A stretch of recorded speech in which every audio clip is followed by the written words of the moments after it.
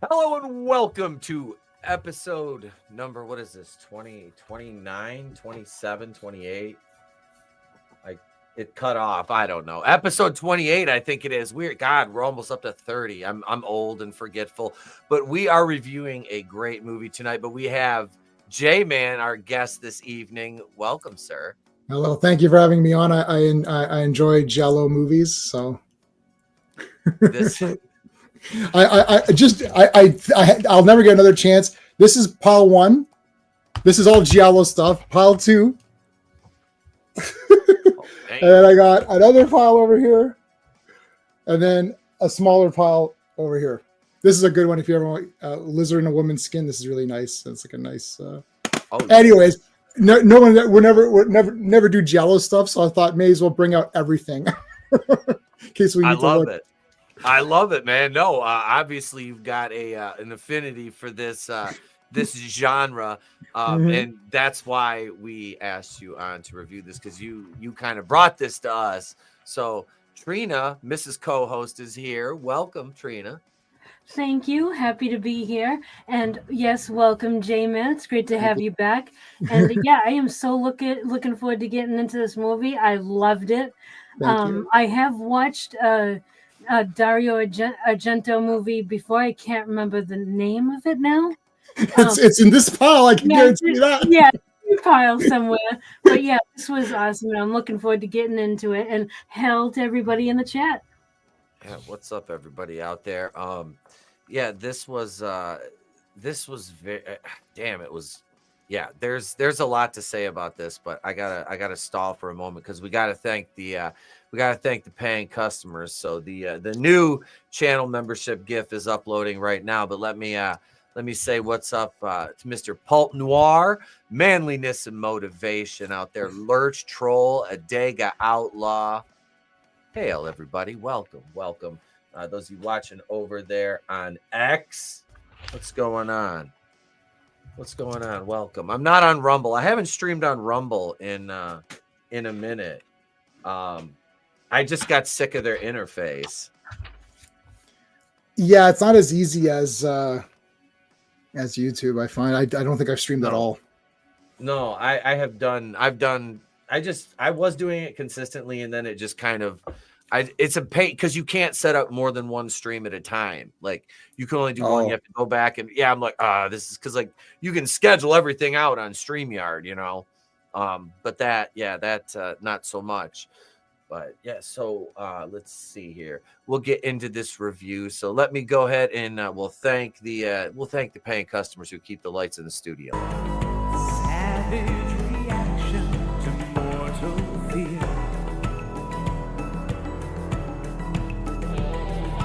Back to survival, no help for humanity. Back in the prime. I fucking love that song. This is the theme from Savage Beach. If you're an Andy Sedaris fan out there, folks, we've done commentaries for every single one of those. They're on Patreon. We just did Picasso Trigger. We have Savage Beach is the last one. We have a public commentary on YouTube available for that. But we have all of them except we have to do Savage Beach. That's the last one, which we'll be doing probably tomorrow night after These People Are Fucking Happy cast. So yeah, that's all tomorrow night. That's our member stream. So we like to keep our members happy. A happy member. That's why we're sponsored by Manscaped. Manscaped.com. I wish. I don't have What? I don't have that kind of juice. I am fishing though. We're looking for sponsors here. But I'm going to mute the background music for this because this song demands your undivided attention. Ladies and gentlemen, let's talk about Tenebrae.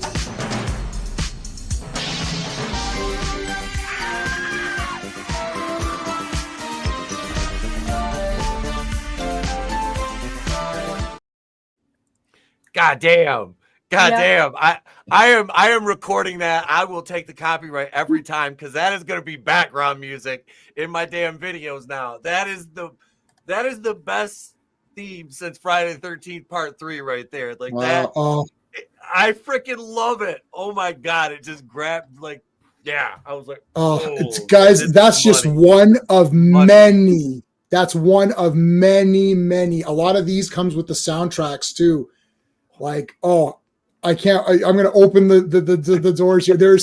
You're gonna have so many of these downloaded as soundtracks now. It's like my entire phone is like every soundtrack to everything. Goblin, all those guys are they did. So a lot of those guys did the Dawn of the Dead soundtrack, which is a very famous one. Yes. Yeah. Conquest, buddy. Oh my God, Manliness just mentioned Conquest. Wow. I'm the champion of Conquest. I've got every poster, theatrical. I got a big, huge poster. I don't have the LP, but I have the downloaded soundtrack. I have the Blu-ray. I've got the DVD. I have the VHS. I love Conquest. I'm the only person on the planet except for Manliness. Oh, see this. Yeah, right from the word go, man. I love the opening because I'm like, oh snap, they're coming right out. I'm like, that's kind of an interesting title card, and then you see how it's unfolding through the credits. I'm Trina. I'm gonna let you quarterback, and I'm just gonna chime in because I took some notes, but I know you're note taking, so I'm gonna let you steer this ship on this one. But I'm just gonna say, for me, I can't. Damn, like I was telling Trina backstage before we started that I was like, I absolutely love this movie. Like I freaking loved it. Did I love this? Oh my God. This movie was awesome. So this is a very different type of horror. I mean, it's got the same, basic elements as you expect in horror, but there's also a lot of story to it, which you find more in like thriller movies. And so I absolutely love that. I love thriller. Like thriller is my second favorite genre next to horror because of, there's so much more to the story in a thriller. And this movie has it. Like it's just got everything.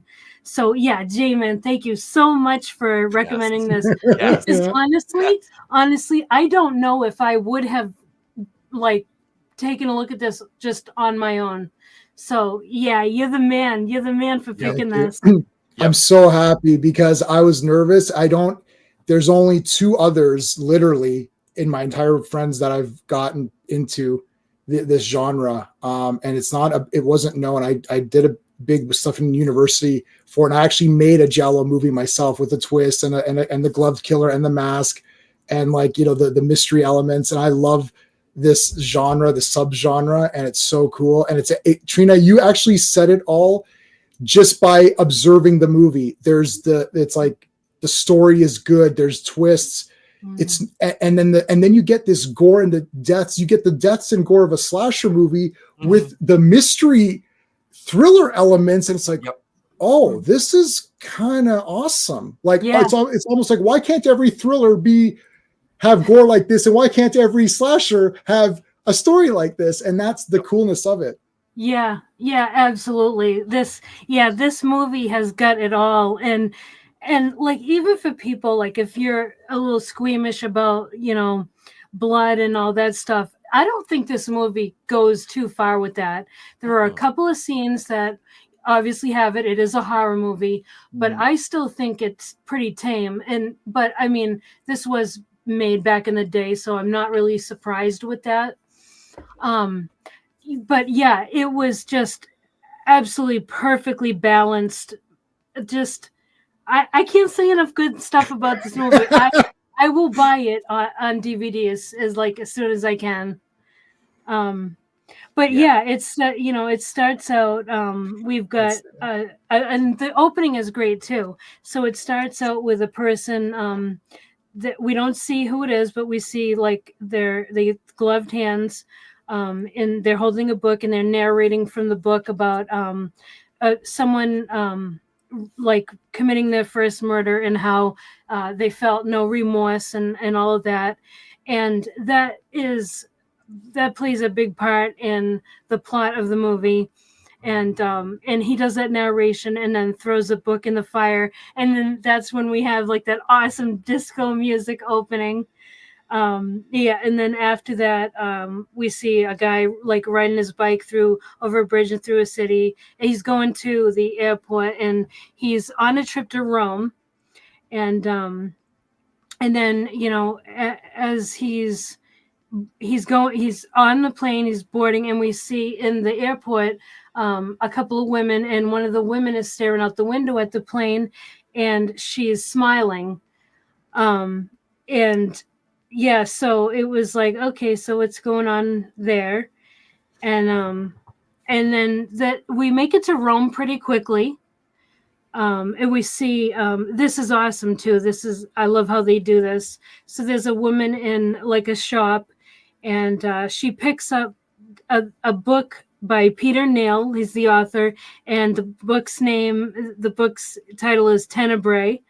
And she's reading, and she picks up two of them. And we see someone kind of stalking through the aisles. We don't see that person, but we kind of see it through as if we're behind the camera. We see it that way. And I love how that's shot. That's like that mystery is there. And she kind of takes, like, she notices, and he, like, this person, I shouldn't say he because we don't know. This person ducks, and she puts a book in her bag and ends up getting nabbed by the manager of the store for shoplifting. And so when he's like saying, well, you've been convicted for shoplifting a bunch of times, and she's like, well, she basically offers herself up as payment for the books. She's like, it's just a stupid paperback anyway. Yeah. And he takes her up on that offer, which was hilarious. He didn't think very long. It's like, yeah, sure. It's like, all right. Well, did you see the guy? I mean, look. Yeah, she threw him a bone there. At this point, like this guy ain't getting any, like, without a rag and some chloroform. So I mean, he's gonna get a little, Yeah. Hey, but this isn't even anything. This is the other thing with this. So you start to, as a viewer, you're formulating your okay. I see. Okay, so this isn't even anything. You're like, oh, this scene could be a cutout, right? Yeah. Yep. It's just there to establish everything. Well, once you're done your thing, I'll because Trina's already pointed out about 6 things that have to happen in any Giallo movie. There's actually like a list of things. You pointed them all out just through observation. Like, I'm actually having fun listening to you talk because how you're concocting all of this, which are the norms and the things that have to happen, and you're just like coming upon them yourself, which actually makes it more fun because you're like, oh my god, yeah. See, you're noticing all the things that have to happen in a Giallo movie. But anyway, continue. Oh, really? That's cool. So I didn't know that there was a formula to. There's a little bit of a formula Giallo to it. movies. Yeah. That's cool. Mm-hmm. Yeah. So then she ends up, she can leave because she arranged payment with the manager. And she gets on a bike outside, and that person like drops her off near her home. She's walking, and she gets kind of like I guess you could say assaulted by like this creepy bum. Go ahead, Etep. I referred to him in my notes as a Jakey bum, like my Uncle Johnny out Okay. in Vegas. I was like, yeah, he looks like an old drunk Jakey bum. He's out there like, and then he gets pissed and then he gets pissed and attacks her because she's like, nah, she's no selling him. And I love the chase to the gate, and she's trying to get the key, and then she fucking slams his goddamn fingers in the gate, like, no, you ain't getting in, bub. Just wah. I thought, I was like, oh shit, like. When she first did, I'm like, because I'm looking at it, like, that's a metal gate. Is she gonna cut this motherfucker's fingers off? Like, no. She's resourceful, right? Like, yeah, but so she did. Bam. She got it. Well, she got out of. See, she got out of the one situation using her sexuality. She got out of the second one by just being faster, until she gets utterly destroyed. But anyway, that's a good point. Like, she kind of has some qualities of a a final girl in that regard. Yeah. But as we are watching, we find out she definitely is not the final girl of the movie. So No, this was such a Drew Barrymore. Yeah. This is such a Drew Barrymore. I know. I'm like, because I'm like intently watching this. I'm like, okay, so every little detail is going to be important with this girl, and then she dies, and I'm like, the fuck? I'm like, okay, so I'm like, oh shit. As soon as she died, I'm like, this is the throwaway scene. Yep. Right. Yeah. Yeah. This is the throwaway scene. But it was, not throwaway, but I mean, like, it Yep. was a swerve. It was a ruse. And it was fantastic. Like, the guy, so the bum, he gets into the courtyard of where her apartment is. Mhm. And she's in her apartment, and she's getting ready to shower or something. She takes her dress off. She's got like a little shirt on, and it's cold.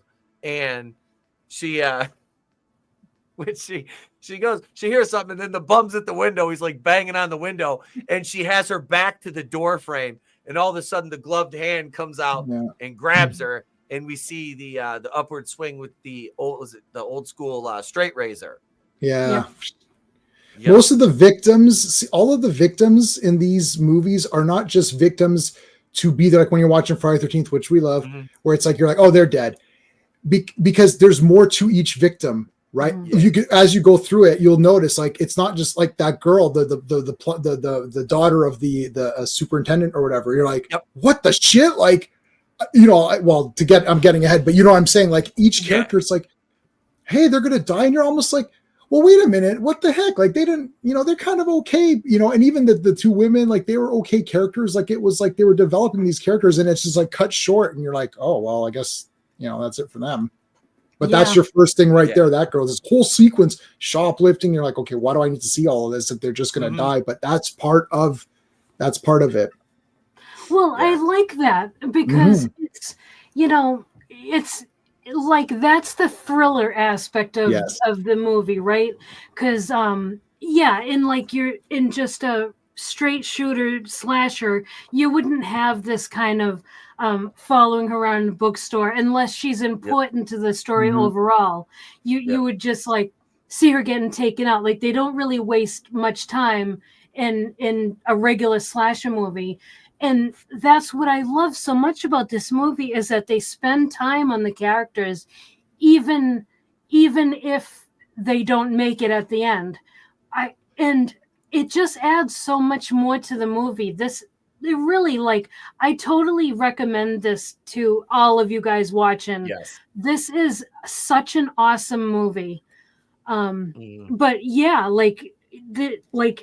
all the characters end up they get developed in some way, some more than others, obviously. But I love that. I think it's awesome. So go ahead. Oh no, I was gonna say one death hit me particularly hard later on in the movie. I'm not gonna jump ahead, but it was just like when it happened, I was like, no, why? You were so close. Why? There's actually a lot of deaths. There's actually quite a lot of deaths for each character to take because they're developing little characters with those little scenes, and you're like, well, there's not going to be that many deaths then because if it's taking this long to off a character who's not important, there's not. But you're like, it ramps up. And all of a sudden, you're like, holy, how many people have died in this? This is a lot. Yeah. What up, Slasher? How you doing, brother? Hey, Slasher. I'm sorry, Trina. I just kind of jumped in there, but no, that's all right. You could take over too. No. You're fine. I just want to jump in there for a second. Go ahead. Okay. So we see her. We see her get killed, and we see we have like a camera shutter, and the killer takes a picture of her, and also during that scene, so she doesn't just get is that the one where he's stuffing pages of the book in her mouth too? Mm-hmm. Yeah, I thought so. Yeah, and he's like shoving the papers in there to frame or to, whatever. Kind of. And kind of like Kennedy did that girl out. Never mind. Oh my God. And so that actually is important to the story as well, that he's shoving the pages of the book down her throat as he's attacking her and killing her. So she ends up, she's gone now. And then what happens? Yeah, so now Peter's in Rome, and he's greeted by the woman. Was that, I can't remember her name. Like a secretary? I think, she's in. Yeah. That's Anne. Yeah, she's in almost every Argento movie. Oh, really? That girl, yeah, she's in almost all of them. Okay, cool. Yep, so I get to see her a lot. The girl that greets him is Matilda, I think her name is, or something like that. Tilda. It's the brown-haired girl. She's like a journalist, and she's. Oh, sorry, you're talking about before that. Yeah. She's the journalist. Yep, and she's there at the airport parading him. Yeah, holy shit! She's like all nice to him at first, and then it just goes right into all this like feminist shit. And John Saxon's line. And oh my God, I'm hang on a second, because I want to what he says. This is my fucking highlight, like scene stealing line of the movie. I'm gonna clip this and make it a GIF. He says, "Those dykes want your balls because they haven't got their own." I'm like, God damn, God damn. He was savage. That reporter lady, that is Argento putting in a person who did say this stuff about all of his films. This was not his first film. This was, I don't know how many in. And this was the criticism that he was getting. So he put that in this movie to say, okay, I see what you're saying, but I'm going to effing make my movie anyway. And it's going to be what it's. That's amazing. I love it.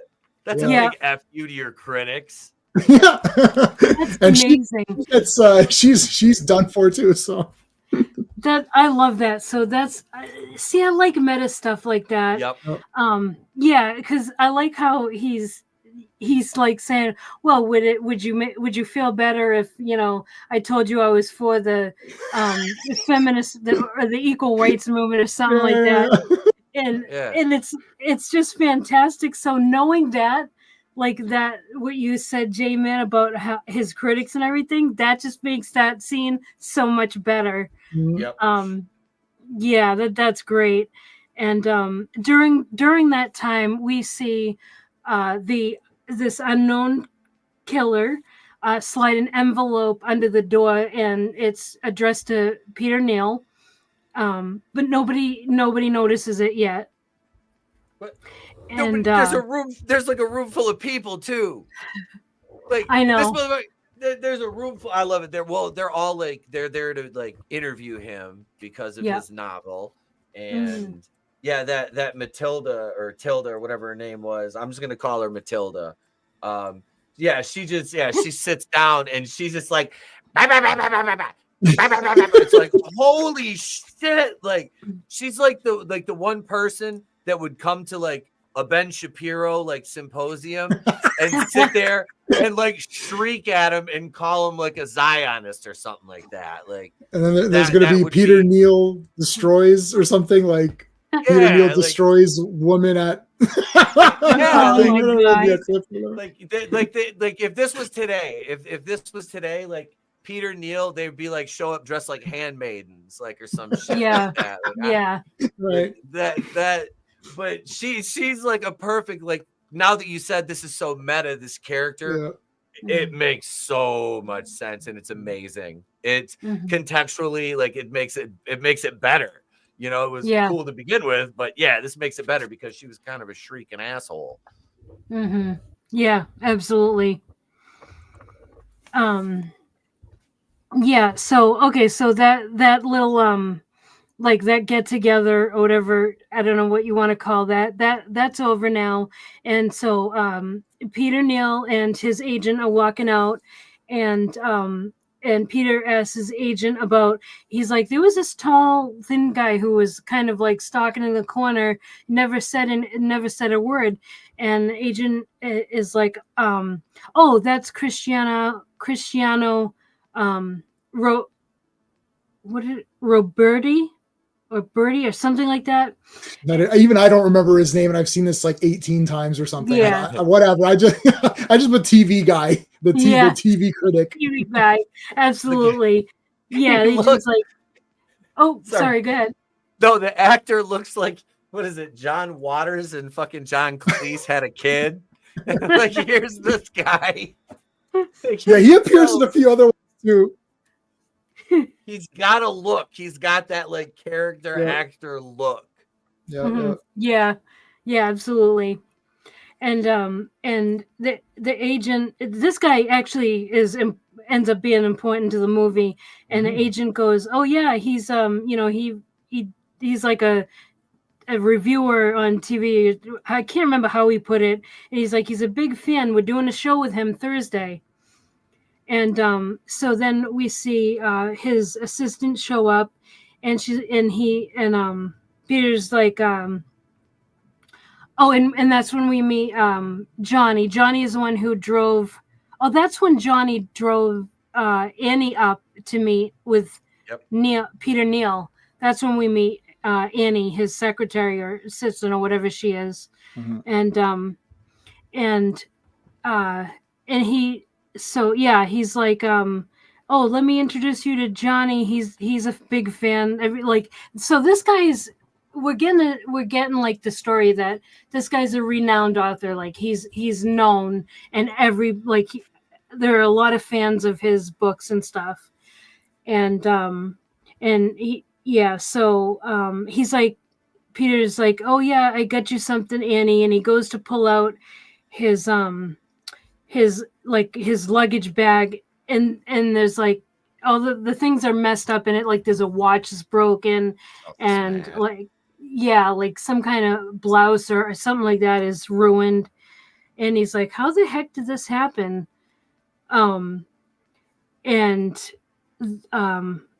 So yeah, that's left there. And then they end up, Peter Neal, Annie and Johnny end up at his hotel.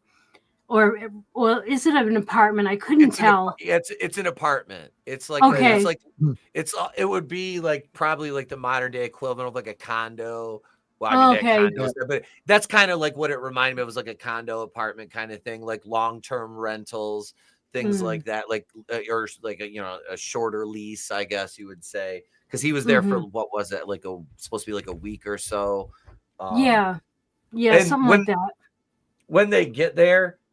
Hang on a second. I'm gonna this was when they walk in, the freaking detective like standing there was so goddamn creepy. Like just the expression on his face, because they come in and it's like, what the hell? Like the dude is just standing there in the dark, and then you see his partners there too, and it's like, why didn't you guys at least turn the lights on? It would have been a little less creepy. Right here, hang on, here it is. Hang on, let me share this. Let me see if I can share this right here. Like, look at him. He's just waiting here in the dark. He's just like, oh, a buongiorno. Like, what? But is he the killer? This is the thriller aspects. You're placed in people. Who's that weird guy? And that was it. It was like they pop in because you've already like you're already like looking at all these people that you've met already, and it's like the guy that plays Peter Neal. This dude looks like Martin Freeman. He's like a taller like Martin Freeman. Like, That's kind of like that's what he looked. I'm just like, is he Martin Freeman's dad or Uncle Son? There's a cool line right before they go to that apartment with John Saxon where he says, they love your books, but they hate success, which is absolutely a brilliant line of dialogue to say that, yeah, you know, they don't want you to look like you're too rich and making too much money. But yeah, keep making books. They love your books. They sell out, but they don't want to see the success on you. And that's why he's like, we've got this little, everything's like explained, like, why is he in this little apartment? Like, if this guy is Stephen King, like Peter Neal would be Stephen King. If we're comparing it. So like, there would be massive people there, but he's like, well, we can't make it look like you're too successful because then they're going to resent you. Right. Which I thought was an interesting line. And that's, I mean, that is true. that holds true for anybody, really. So, yep, absolutely. Anyway, yep. Yeah. So the detectives are like, oh, sorry. Yeah, the door was open, and they explain why they're there, and they end up explaining how this woman was brutally murdered, and that her mouth was stuffed with pages from his book Tenebrae. And I like what he says. Well, they ask him about an alibi, and then I thought this reply was brilliant. So Peter Neal says, "Let me ask you something. If someone is murdered by a Smith & Wesson, do you interview the president of Smith & Wesson?" Yep, love it. Yep. I was like, yes, that's great. Love that line. Yeah. You could see so much of Basic Instinct. I don't know if you're a fan of Basic Instinct, but they took a lot from all of this movie. The writing the book for an alibi, the using the book, killing the person like in the book with the pick with the ice pick or whatever, and then going to her. So she's like, why would I write a book about doing that and then do it? All of that is like, yeah, that's all from this kind of like, I don't know if it's specifically from this movie, but it seems very, very similar to have the author and being suspected, and then also, you know, what kind of happens. But anyway, yeah, absolutely. Okay, so then the detective says that he's been reading Tenebrae, and that the murder of this woman is very similar to how the woman in the book is murdered. And then they finally find the envelope, and Peter opens it, and the note says, there's only one answer to the fury that tortured him. And so that's a passage from the book, and then so they're talking about that, and the detective says that he anticipates that he's going to get more letters from him, because he's thinking definitely Peter Neal is like somehow like tied to this, or someone is like obsessed with him, or something like that. We can see like that's where the detectives are going with that. And he says, keep me informed and all that. And then all of a sudden the phone rings. Annie originally answers it. There's nobody on the line.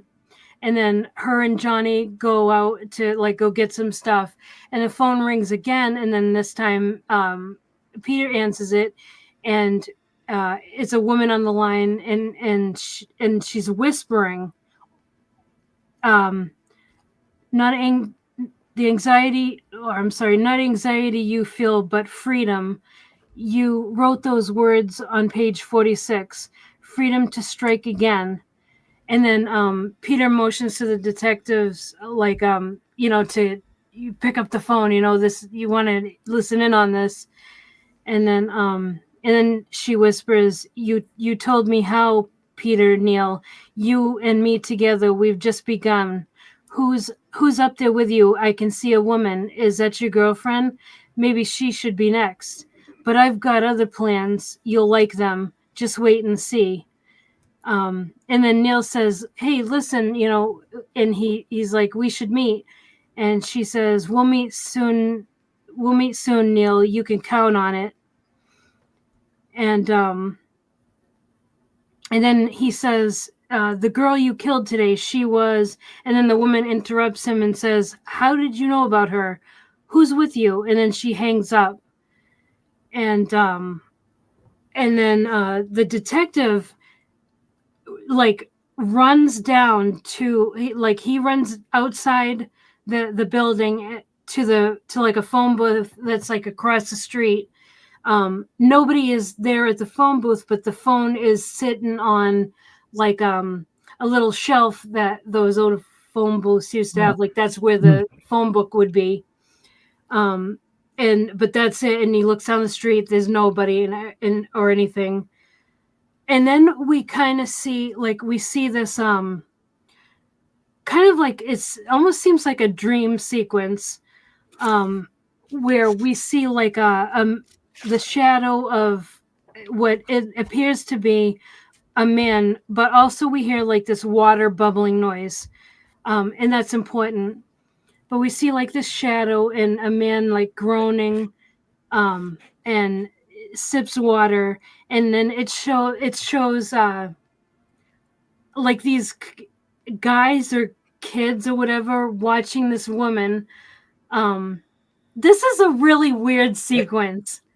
I want to hear what your opinion is on that, because it's just like all of a sudden this happens. You're like, what the hell is going on? And by the way, that is a they that in the red heels. It's not, really?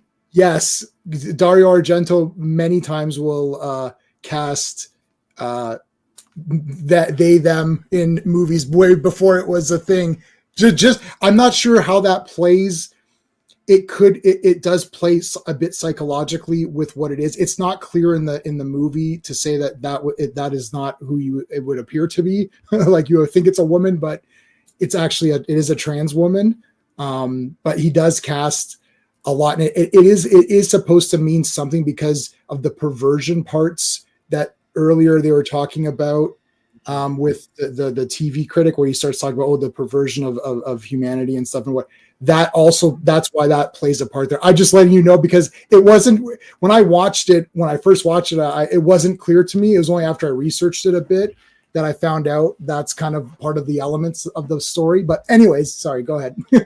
Yeah, no, you're good. You're good. I love this. Like, I love the the context that you add to this. Like, it's absolutely necessary. So yeah, we're seeing like it's like a. Oh, go ahead. Hang on 1 second, Trina. I was gonna say, so when that detective, I don't want to no sell this. So when the detective runs down, he's on the street and he's kind of clearing the phone booth, and then you see what was it? Joan Cusack, his partner. This lady looks like Joan Cusack. The female detective. She comes the inspector. She does. She comes running down, and she almost gets hit by a fucking car, and the car swerves off the road. I'm just like, God damn, that's a random like scene to put in there. Like, that was just kind of funny. Right. Yeah. Like, and then you go, it just right out of that into this like dream sequence. And yeah, like the guy now, I don't know what he was doing there. If he's, is he, I don't know. He's reliving it. So he's like supposed to be reliving this experience in his head. And this, yeah, I'm trying to figure out, I'm like, what the, like, and it goes on and you're like, wait, what is going on? Yeah, it was like how does this relate? Tenebrae book. Yeah, like 3 yeses and a no, and that no got triggered, and then it turned into like, oh shit, like what the this? Yeah, because when you're going back and I'm being very careful because we're on YouTube, right? I'm being very careful how I kind of tap danced around this, but yeah, it's like. Especially when it came to the heels, I'm like, damn, this is going into some fetish shit right here. Like, right. Well, it's like, meant to be, right? Yeah. Yeah. And it goes back to that conversation about, like you said, the perversions of humanity. And one thing that stuck out to me on that was he was talking about like, well, who are you to say what's perverted when somebody else's view of that, it could be seen as normal. Whereas you're looking at it through another, kind of like another lens. And I'm like, and then you see this scene and how it unfolds. And it's like, man, I do the psychological aspect of this. Like, I want to watch it a couple more times now. You will definitely see way more. And now that you know the way the story plays out and who's doing what, you can then see the clues better, just like any other thriller. But yeah, like a lot of weirdness with that. And you saw the lesbian relationship earlier with the reporter and her, which is it'll be explained again. Then there's that, like there's 3 guys, one they with the red shoes. and then the fourth one comes. It's like, so it's like, I guess that's where the line is drawn. Like, no, right. And then they go to the beach and all this weirdness happens. You're like, what is this? And this is, it's Italian. This is the way that they're presenting their thing. And it's awesome because we've never seen anything like, when you're watching this, it's like a new experience, even though it's an old movie. It seems like it's like, this is fresh and new. Yeah. Just because they've never done it. Everyone's always been like tied. Their hands have been tied in these movies, in American horror movie, with your satanic panics and your video nasty lists and all this crap. It's like their hands have always been tied. But when you go to another country, you're like, yeah, this guy's just making whatever the hell movie he wants. And they're telling his first movie, they're like, we're not going to give you money if you direct it. He's like, well, then you're not doing it. It's like, I'm directing. I don't care what you say. And they're like, okay. And then he's like, I'll take less money if I direct it, just to get his. And then you could see he's a big guy. And Asia Argento, I don't know if you know who Asia Argento is. She was in heard the name. Yeah, she was in Triple X, the Vin Diesel movie. That was her big. Okay. Anyways, she's his daughter. But yeah, he's still alive and going. I don't know how old he is. He's like 80 or 80 something. But a bit trippy. They are. They are. And yeah, there's a lot of weird ones. They're all weird, at least in the genre we're talking about. But anyway. Him and Roger Corman are having a contest. He is going to keep going the longest, huh? Yeah, Robert, come on. Or no, Corman and Lloyd Kaufman's still around too. Oh, I met Lloyd Kaufman. He's the best. I didn't get to meet him. I was like 10 feet away from him at Horror Hound. Like I said, all I see is this little old white guy with the airbrush Tupac Thug Life jacket. Like North Carolina blue. Here's fucking Lloyd Kaufman. I was like, who the fuck is that? Draven's like, that's Lloyd Kaufman. I was like, oh shit, it is. But all right, I'm sorry, I derailed it. But we go back and we're at that like little like the bar, and yeah, that's where the reporter, her like girlfriend goes and picks up a guy at the bar and like just basically says, yeah, I'm gonna go pick this guy up and blah blah blah. And you can tell the other one's jealous because she's like, oh, he's a piece of shit, man. Kind of bitch. It's like they have an odd, like weird relationship, but I'm like, okay. And yeah, so she's like, I'm just gonna go fuck this guy, basically. And tell my girlfriend about how awesome he was. Yeah.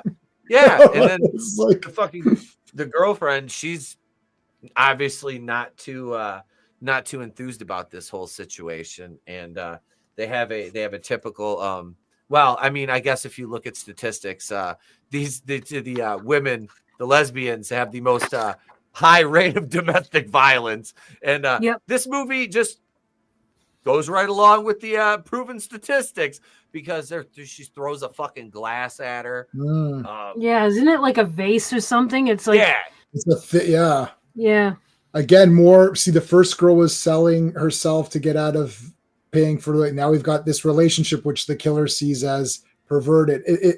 There is a method to what's going on, and it's from Tenebrae, and it's from the experiences of that dream sequence, more of a memory sequence, I guess. Yeah.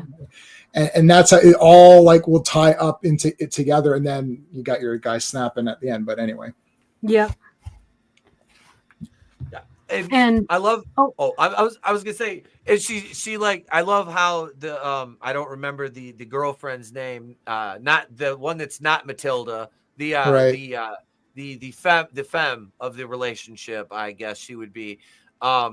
She's just standing there talking to her with her toga and her titty hanging out. I'm just like, that's casual. And at first I was like, are they in an apartment? No, that's a house. That's not. I'm like, that's a big ass house. I'm like, what?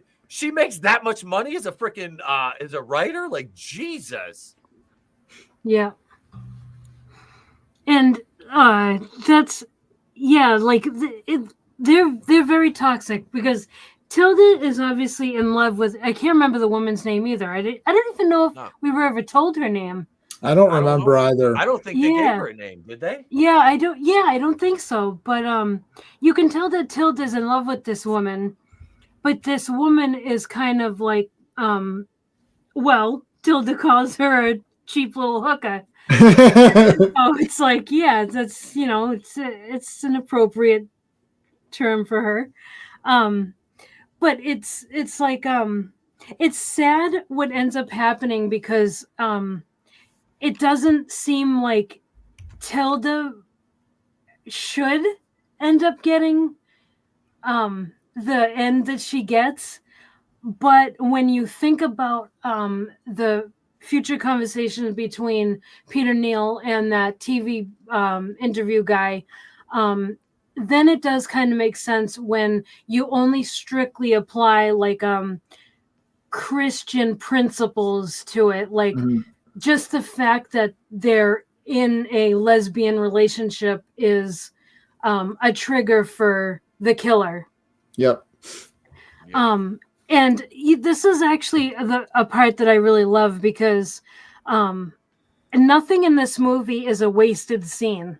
No, it's not at all. like, yeah, like I just love that. It's like, yeah. So, and then, okay, so in this sequence where the girls, you know, end up meeting their end, I absolutely love the cinematography, the way, panning going panning up through floors and stuff. Yes, it goes outside and up and then into different windows and then over the roof and out the other side. Like, that looked amazing.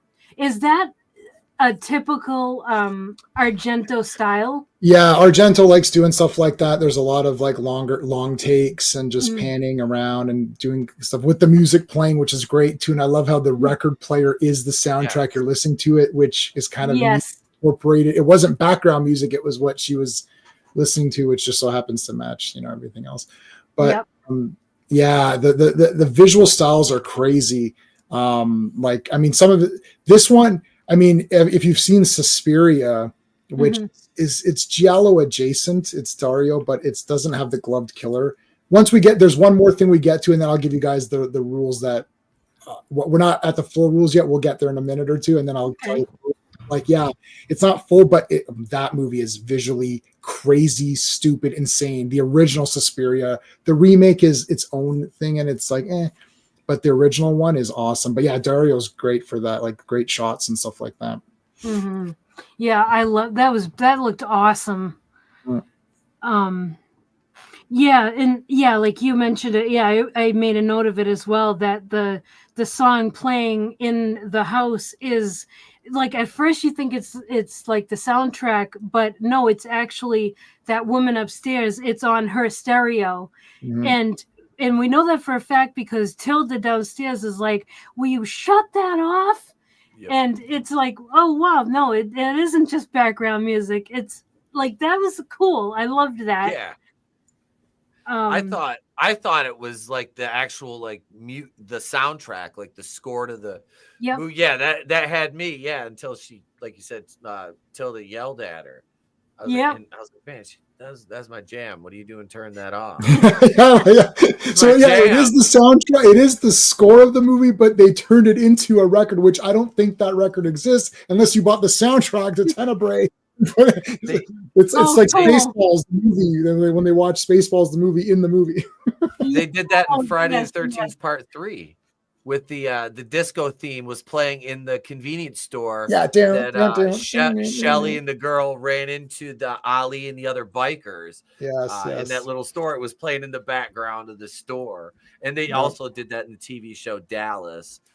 They were at a bar, and they were out in the dance floor, and the theme song to Dallas, which originally was kind of like had a disco meld to it, was playing. I'm like, that's kind of meta. That's funny. That's funny for 1978.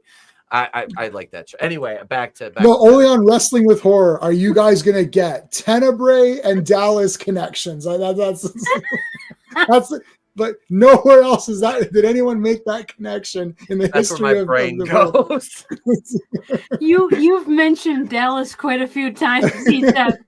I love that show. It's good. It's fun. People watched it. I mean, I watched a little bit of it. Who shot JR? Man? Oh my god, I own a couple seasons of it on DVD. I got to get the awesome. Rest of it. There's like 70 or something. Yeah, there's like 97 seasons of Dallas. more than Doctor Who, not more than Coronation Street, but more than Doctor Who. But it's not Degrassi, but you know. Right. Oh, that's mine. I used to watch that as a kid. Yeah. good Canadian programming. that and the raccoons. I love the raccoons. That's oh my god, yes, that I love it. cartoon.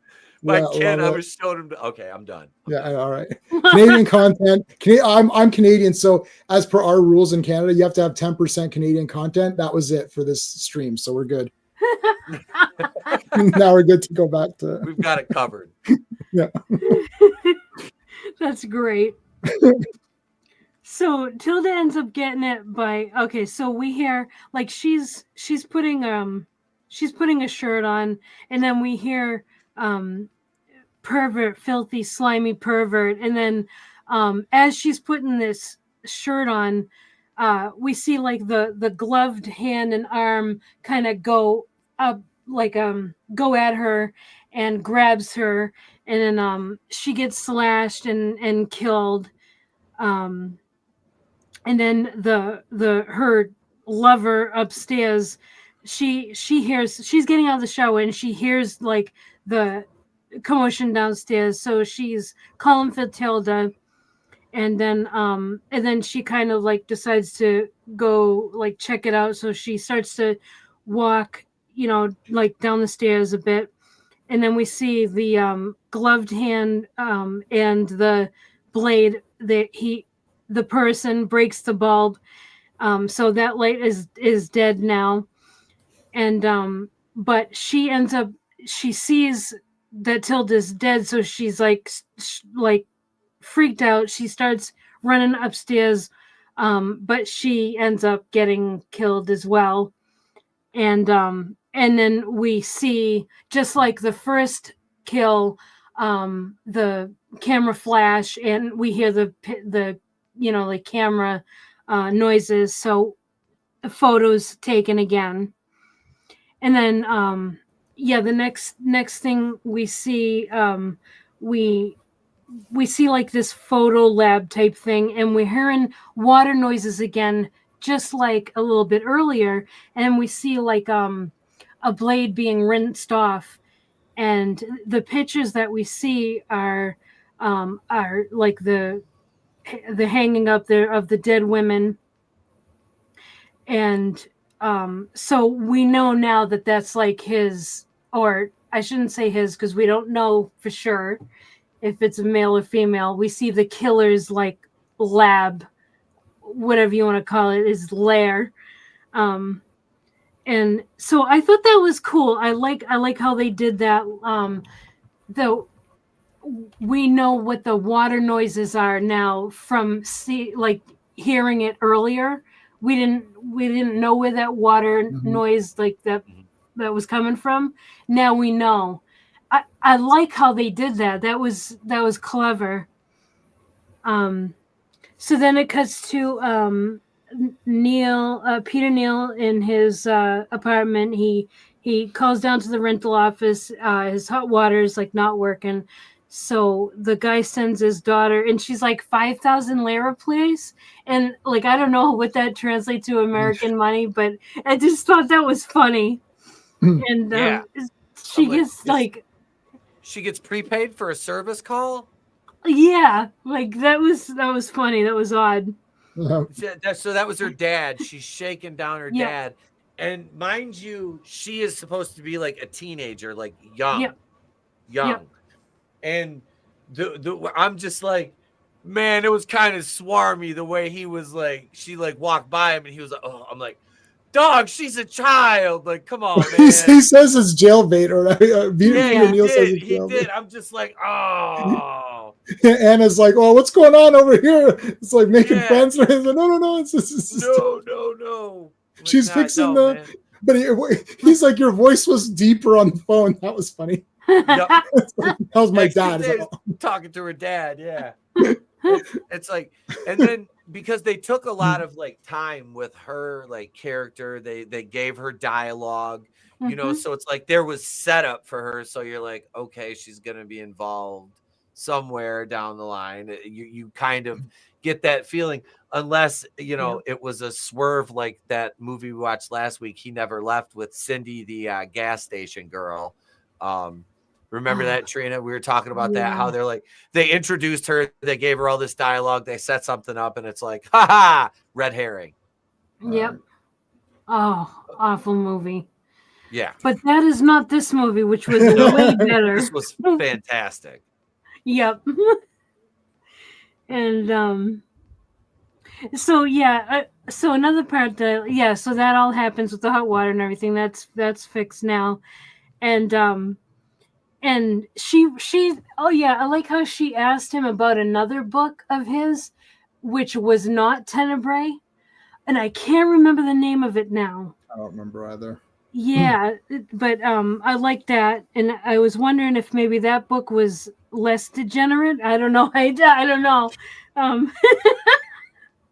Probably not. I think he's known for these kinds of things, which is why that reporter says all your books are about destroying women and all this stuff and yes all that stuff. So okay, so like after all of that, so the book I did write it down. The book that she asked about was Out of Dawn. Was that a movie of that? No, I don't know what that. I don't know what that reference was. Okay, it could be something. It just I don't know it. Okay, all right. Random name. Okay, so then we see that another letter comes for Peter, and then so during this, as the killer is putting the envelope under, is he putting it? I can't remember if he's putting it under the door at this point or if he's just waiting. But a couple of handymen come up into the building, and the first thing I could think of when I saw these handymen was Mario and Luigi. Yeah, I thought same. that too. Same. I was like, come up. What's the matter, you? Give me the pipe, Prince Luigi. It was great. I loved that. Yeah. I mean, that's just like random. Dario Argento used to do. He made a lot of comedies before he went into the horror. Oh, really? So they're. I mean, I haven't seen any of them, but they look goofy. Like it's just like I don't know if I could. I do like to watch all genres and all films, but I don't know if I could. I think it's one of the comedies are tough because they're very regional, right? Like if you got a Canadian comedy movie like a Fubar or Diener 89, it's like it's so set in Canada that we get all the jokes, and then if an outsider watches it, might be like, why does everyone think this is so funny? I have a feeling there's a loss in translation with Italian comedy movies. So, but I haven't tried one, so maybe they're great. I don't know, but that's you definitely. That is definitely a thing. Mm-hmm. Totally regional. Truly, there's obviously universal comedy, but then there's definitely regional comedy. So that's definitely a thing. But I loved those guys. I was like, that's Mario and they even looked like Mario and Luigi. Like one was tall and thin, and the other one was a little bit stockier and had a mustache. I was like, stop it! This is gonna be Mario and Luigi. So the killer's watching them. From like a barely open door. He's like peeking at him, and then finally, Neil discovers the envelope, and the envelope says, the letter in it says, "Sic transit Gloria Lesbi," and Annie asks, like, what does that mean? And it translates to "So passes the glory of Lesbos," and he said, well, it means that the killer has a higher education and has studied Latin. So that's a big clue. Mm-hmm. So then we're at the morgue, and the doctor doing the autopsy tells Peter that that it's definitely the same weapon that killed all the women so far. And that's really all we know. We know the blood type. That's it. And then the coroner was a weird guy too, wasn't he? They're all weird in Argento movies. Anytime there's a doctor or something, they're always weird. I think he has a thing about them, like who would become like who would do this type of job, and Yeah. they must be weird if they're doing this job. I don't know if that's just his thing. Yeah. Yeah, definitely. It's got to take a certain type of personality to be able to deal with the dead all the time. So now Neil is kind of sitting down as with that book reviewer guy, and this is kind of like an interview before the actual show. So they're kind of like green rooming it. And the guy, can't remember his name now, says Tenebrae is about human perversion and its effect on society. And then he asks, how do you? He asks Neil Peter, how do you see, how do you see it? Do you see the effects of deviant behavior on our lives and stuff? And Peter says, well, it's actually not just about that. And then the interviewer says, well, 2 of the victims are deviant, and the killer is. And then Peter interrupts, and he's like, well, who's to say they're deviant? One of them is gay, but so what? And then the interviewer says that the killer's motivation is to eliminate what he calls corruption. And then Neil kind of steps in and goes, the killer is insane. And he says, well, what I mean by that is it's not that it's that the only aberrant behavior. And then he gets interrupted, and the interview guy says, well, what is aberrant behavior? And then he laughs and he's like, I was brought up a very strict Catholic. Were you? And Peter says, yeah, I guess so. And the interviewer says, but I believe in abortion. I believe in divorce. So, by the Catholic standpoint, that makes me aberrant. And then Peter says, well, I thought this was an afternoon show. Do you really want to get this heavy? Yeah. Like, this isn't like Jerry Springer or whatever it is. It's like, this is like, it's like Sally Jesse or something. Yeah. Yeah.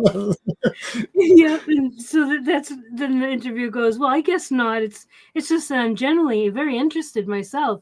And yeah, you can tell the interviewer's demeanor and like the way he conducts himself in this. He's very vested in this book and Peter himself. This isn't just like a detached, like we're horror fans, so we would interview a producer or a director or someone, and we would be detached from them. Well, unless it's me interviewing Bruce Campbell, but Bruce Campbell's the best. Oh God, I had a photo op with him. He was awesome. Yeah, he is awesome. Yeah, so you can tell like this guy is definitely has a bit of an obsession with Peter. And then the detective and Peter's agent are talking, and the detective says that that he thinks those killings are a tribute to Peter. So we're starting like this definitely developing, like we're getting a theme here that definitely like Peter's work is definitely involved in these murders somehow. Yeah. And so at this point now we've reached sort of all of the things that are required. So if you don't mind, I can quickly just give you guys the sort of the quote unquote kind of rules. Yeah. I want to write them down. Yeah. So so one aesthetic thing is there's like funky music, some kind of synthy music or something. That's just one random thing. But so for most titles are either just one word. So Dario Argento has Tenebrae, Opera, Inferno, Phenomenon, Suspiria, but then other titles are really long and either have colors or animals in them. So a woman in a lizard skin, the bird with the crystal plumage, the cat of nine tails, 4 flies on gray velvet, blood and black lace. So it's like animals, colors. It's like, and is there a bird with a crystal plumage kind of in that movie? But like you could have just called it. So that's for your titles. Now, the big things are there always has to be a mystery element. Giallo means yellow, right? So, and the reason it's called yellow is that there's this company that would reproduce and reprint like old mystery novels. So like think Agatha Christie and stuff like that. So popular novels, and they'd all have these yellow covers. So people would adapt those, and then it's almost like, let's take Agatha Christie and add a lot of gore and style in the movie. And that's what it is. It's always a mystery. The killer almost always has to have black gloves, or like black gloves, coat, hat, some sort of covering, face covering, or maybe you don't see the face. That's a trope. The other trope is that you're following the investigation through someone who is not in the police. So you would think that this movie, the cops would be the stars of this movie, figuring out who the killer is, but it's through Peter Neal that we're following this story, which is not the same thing as like Silence of the Lambs. Like you're following it from a guy. And then not only that, it's usually a foreigner. So it's someone from another place in Italy or wherever, right? American guy in Rome. And you're following him as either he is just an amateur sleuth, kind of doing this. And he's usually not a detective either. He's usually something else. So Bird with the Crystal Plumage is my favorite of these movies. And in that one, he's just like, he's like a photographer or something, right? It's like, it's not a detective. So in this one, he's a writer. So it's just usually a foreigner that does something else who gets caught up in this kind of a thing. Those are sort of the rules. Now, again, they can be broken. There can be multiple killers, as we're gonna, spoiler alert. But like, for a movie that's like from the 70s. But yeah, so those are sort of the rules. But yeah, like gloves, hat, mystery, foreigner. Those are almost always adhered to. Like I'm trying to think if I can think of any that don't have the gloves, like black coat and a foreigner. I don't think I can think of any that don't have that. Sometimes the cops play a more important role. Sometimes the police are not even hardly involved. Like they're there for like a second. And you're like, oh, okay, why are they even in this? They're just there to show that the police are there. Sometimes they're more involved, but that's sort of the loose rules for it. There's not like final girl, like I always think, there's always a final girl or something. That's not really a thing. Anyone is fair game, as age, your kids, men, women, it's all equal opportunity murders. So, and usually there's, depending on the time period, there's gore. Like this movie back then would be considered like shocking. Like this would be Terrifier, except this is way better than Terrifier, even though I love Terrifier. Yes. But this would have been shocking, especially the arm, the disarming that. Yeah. That caught me off guard. I was like, oh, whoa. Literally disarmed. That was a disarming scene. No, but so that's sort of your rules for it. But yeah, it's always someone other than the cops, because watching, and it's so natural the way this movie worked. You didn't even think like, why aren't we following the cops around? Like, shouldn't they be in charge of this investigation? But no, it's Peter Neal investigating it with his team of, it's like his secretary and that kid that drives him around. You're like, okay. Yeah. So anyway, there you go. That's wicked cool. I love that. Thank you for that. Yeah. Man, yeah, we've got to do more of these. So now another thing. So I knew that Giallo means yellow in Italian. Now, isn't that also like, weren't there like color codings, like red, like yellow was like a warning for the audience, sort of like we have like PG, right, R and stuff. Like, isn't that related to that? Why it's yellow? Yeah, I don't know if it's exactly related in that sense, the way that they I think people fans just calling them Giallo movies because of that.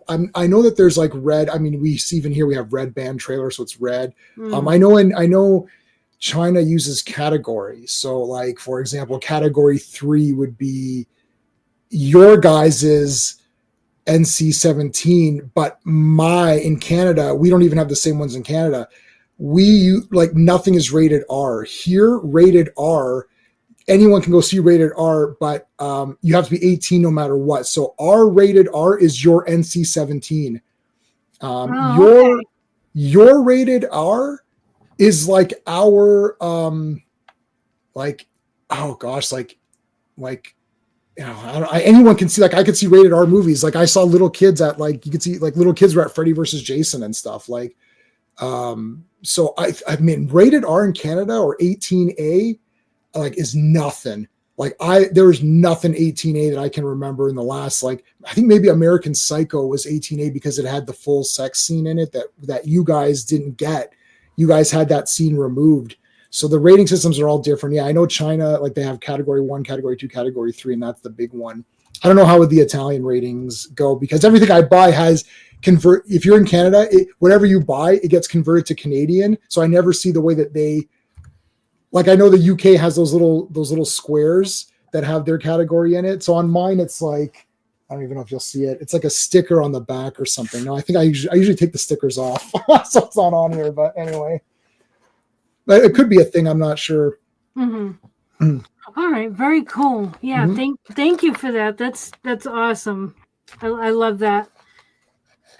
All right. So we get into the girl getting the dog.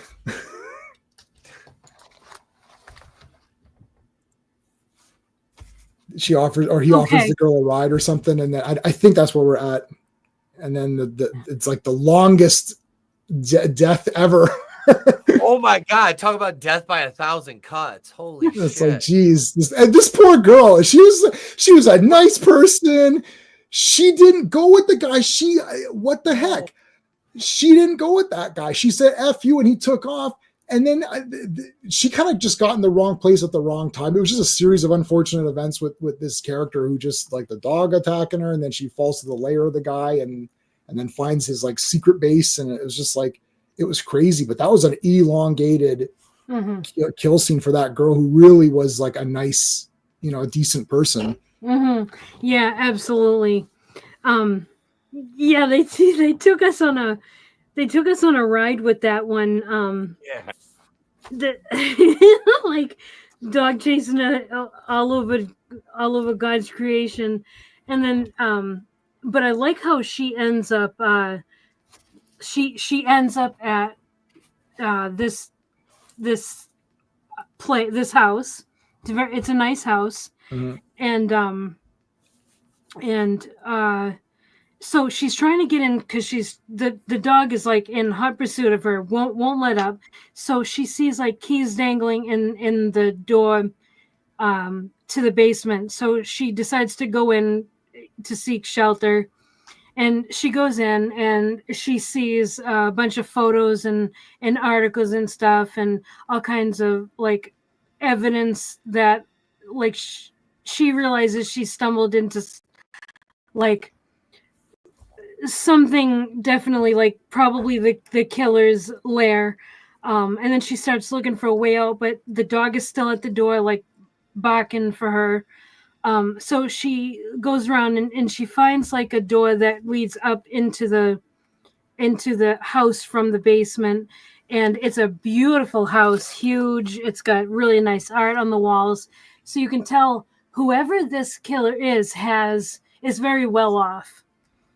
And so she decides to try to make a call for help, and then the killer comes in and she asks for help.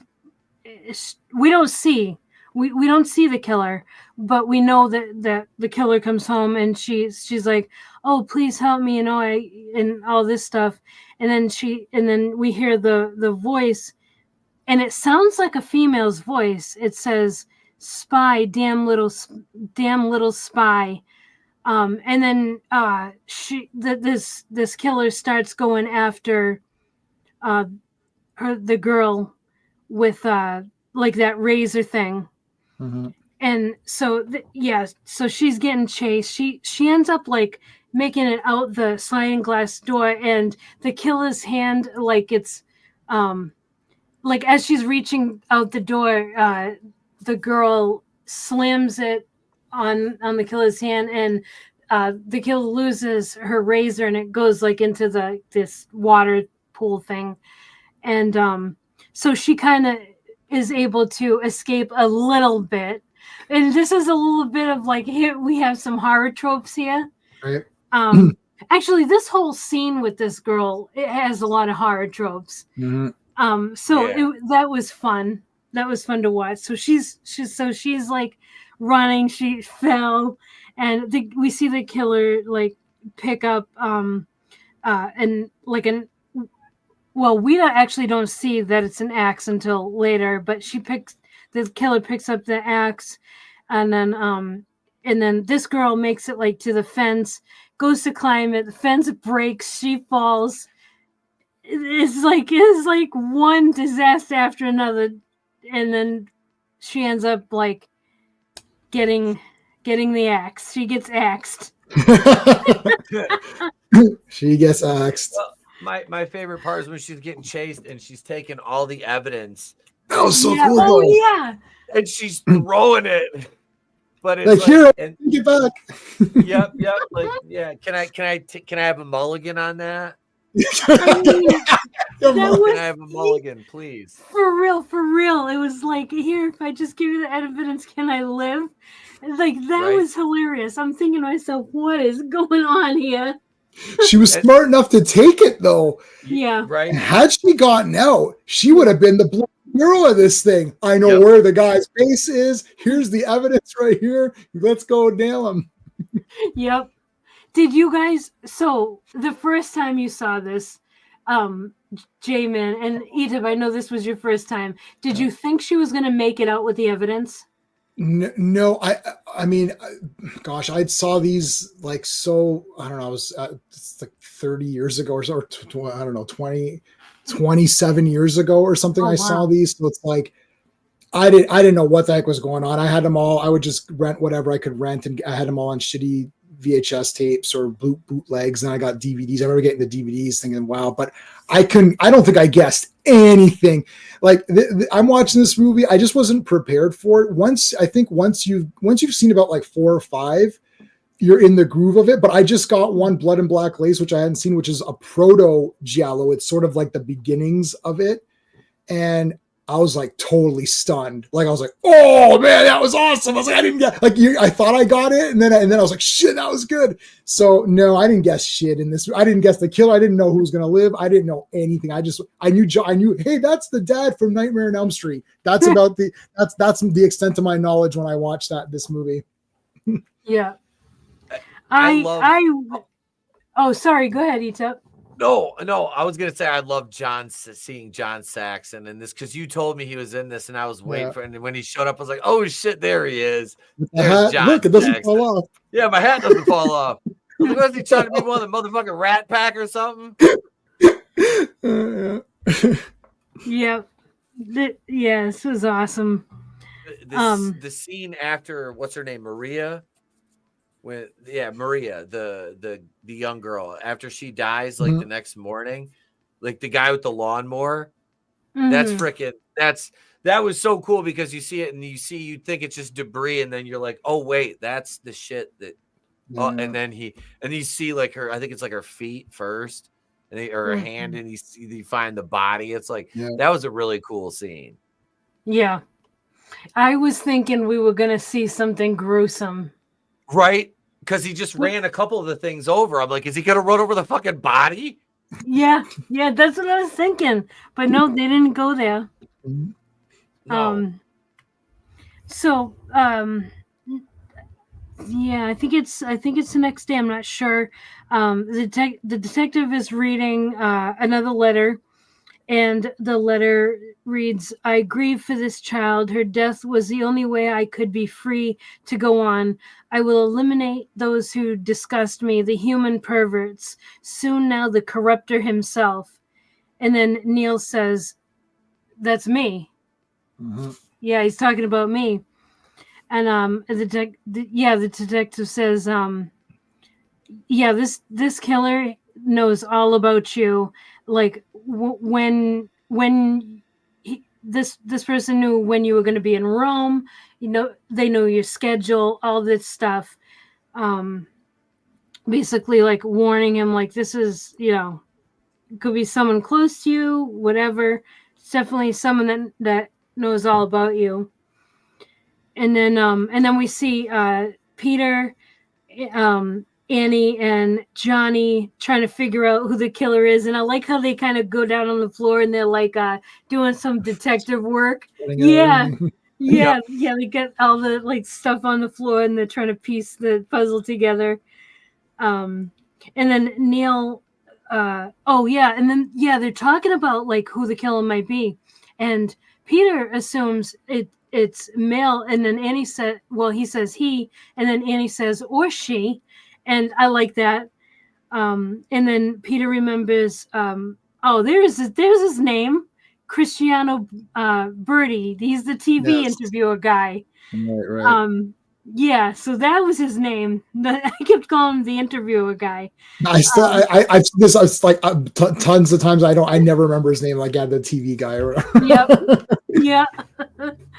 And he remembers like the interview and how Birdie was talking about like human, that Tenebrae is all about like human perversion and all that stuff. And then he gets a phone book and he discovers that Birdie lives like only three blocks away from him. So Johnny's like, well, we should get the police involved. And then Neil's like, no, what if I figure this out myself? And like thinking basically he can take the credit and that adds to his fame. So yeah, he decides that they're going to be like these gumshoe reporters. Yeah. I mean, investigators. And then they do end up making it to Birdie's house, but before that we see Annie watching news, and I love this because the anchor is saying how like the next person to be killed will be the great corruptor, and then the anchor goes, well, this is expected to result in a lot of businessmen and politicians leaving the city. And I just so random.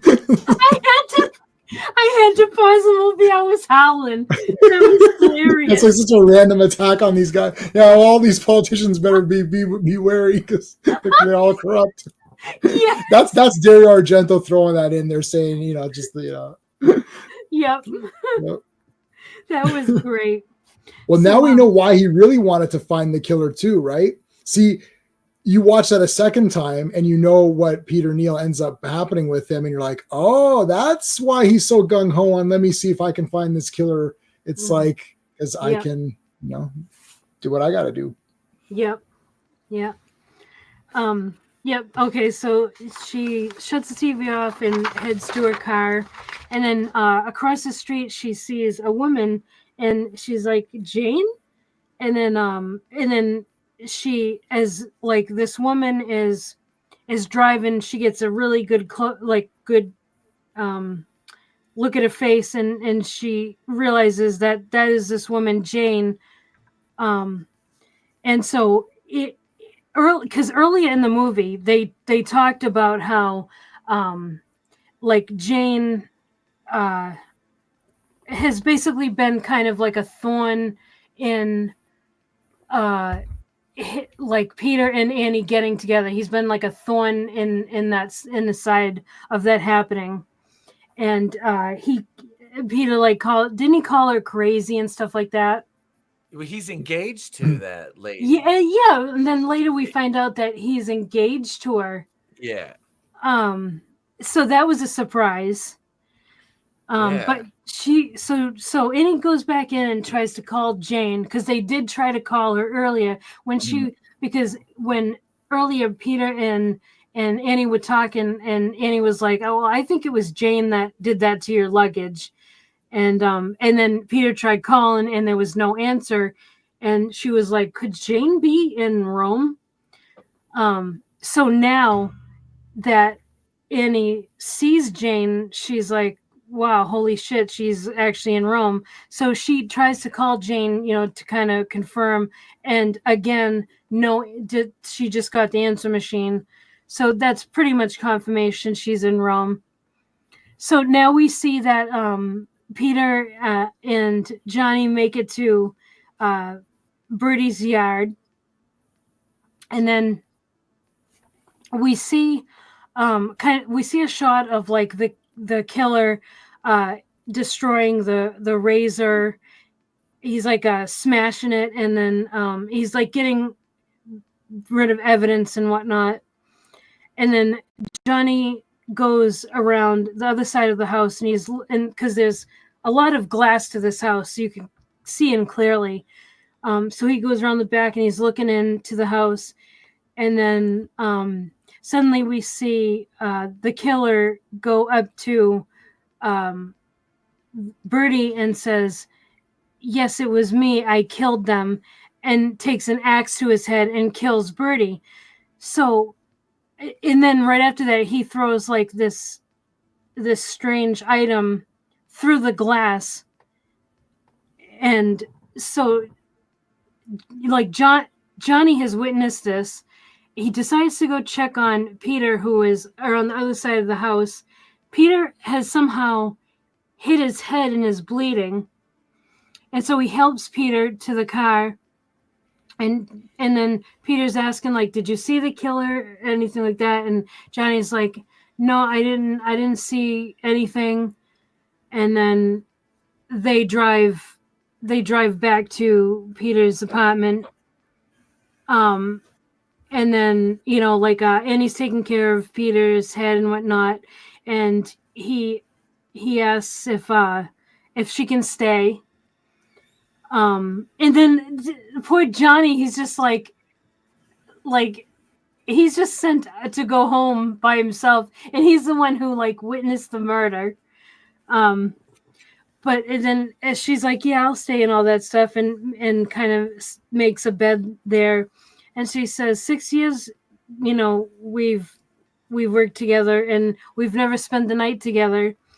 And he's like, "Well, that's because Jane, basically was in the way of that."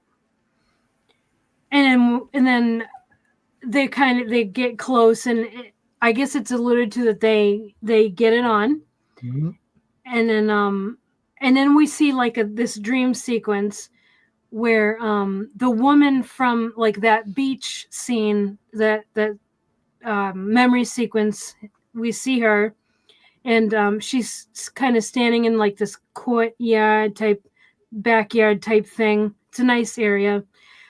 She's standing there, and someone, like, it looks like we as the audience go up to her and stab her. And then it cuts out from that, and we see Annie wake up, and she's yelling for Peter, and he's not there. He's actually meeting with his agent. And Peter says that he's thinking of leaving Rome for a couple of weeks, and the agent's like really urgent, and he's like, wait, no, you can't, at least stay till Friday. And then Peter's like, "My life is in danger." Yeah, what the hell? And the agent is like, "Yeah, you're right. I'll book you a suite at this nice hotel, and we'll tell everybody that you're going to New York, and just you and I will know about it." And then as he's leaving, Peter says, I'll call you this afternoon." He leaves, and then his agent's like standing there, and then we see like this woman come out from like this area, like closet or something. I don't know where she was. It's a Jane, and she comes out, and they kiss and everything. So shame. Yep. So they've been having as this secret relationship. And then Johnny and Peter end up going to Birdie's house because the detectives are there.